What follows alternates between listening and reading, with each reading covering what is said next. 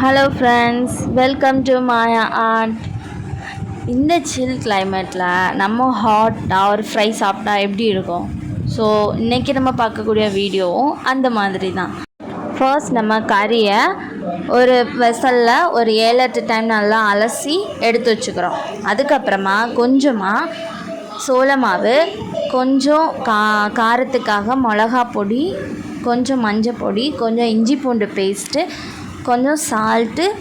Already நம்ம கறியை சால்ட்டில் போட்டு தான் வச்சோம். ஸோ அதுக்கு கொஞ்சமாக சால்ட்டு, அப்புறம் 1 ஸ்பூன் தயிர், அதுக்கப்புறம் லாஸ்ட்டில் கொஞ்சமாக எலுமிச்சை ஜூஸு நல்லா மிக்ஸ் பண்ணி ஒரு 10 மினிட்ஸ் நான் அது ஊறுறதுக்கு வச்சுக்கிறேன். அது கொஞ்சமாக ஊறினதுக்கப்புறமா லாஸ்ட்டில் நாங்கள் யூஸ் பண்ண பொடி மெஸ்ஸி பொடி, சிக்கன் பொரிக்கிறது பொடி. ஸோ நீங்கள் உங்களோட ஃப்ளேவருக்கு தக்கன்னா நீங்கள் என்ன யூஸ் பண்ணுவீங்களோ ஸோ அதை ப்ரிஃபர் பண்ணிக்கோங்க. நான் மெர்சி பொடி யூஸ் பண்ணியிருக்கேன். ஸோ அதை கொஞ்சமாக போட்டு மறுபடியும் அகெயின் நான் என்ன பண்ணுறேன்னா ஒரு 25 மினிட்ஸ் நல்லா ஊற வச்சு எடுத்து வச்சுருக்கேன். ஓகேவா?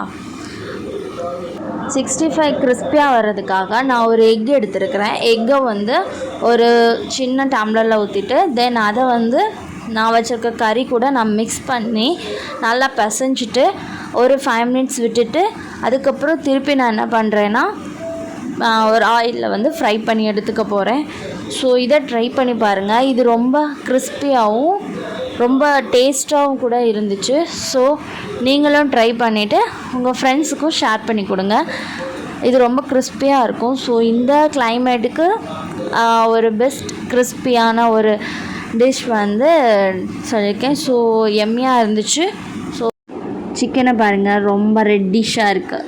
நீங்களும் ட்ரை பண்ணுங்கள். ட்ரை பண்ணிவிட்டு முக்கியமாக லைக் போட மறந்துடாதீங்க. ஸோ ஒரு லைக் பட்டனை தட்டி விட்டுட்டு லாஸ்ட்டில் நான் சர்வ் பண்ணியிருக்கிறதே இப்போ நம்ம சாப்பிடலாம். தேங்க்யூ ஃபார் வாட்சிங். Bye bye.